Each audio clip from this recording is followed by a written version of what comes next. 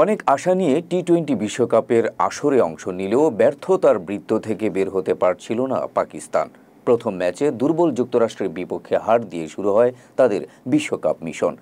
পরের ম্যাচে ভারতকে অল্প রানে আটকে রাখলেও জয়ের দেখা পায়নি বাবর আজমরা। তবে নিজেদের তৃতীয় ম্যাচে এসে কানাডার বিপক্ষে জয়ের দেখা পেল পাকিস্তান। নাসাউ কাউন্টি আন্তর্জাতিক স্টেডিয়ামে কানাডাকে পাকিস্তান হারায় 7 উইকেটে। টস জিতে ব্যাটিংয়ে নেমে 20 ওভারে 7 উইকেট হারিয়ে 106 রান তুলতে সক্ষম হয় কানাডা। দলের পক্ষে সর্বোচ্চ রান করেন অ্যারন জনসন। 44 বলে 52 রান সংগ্রহ করেন এই হার্ড হিটার।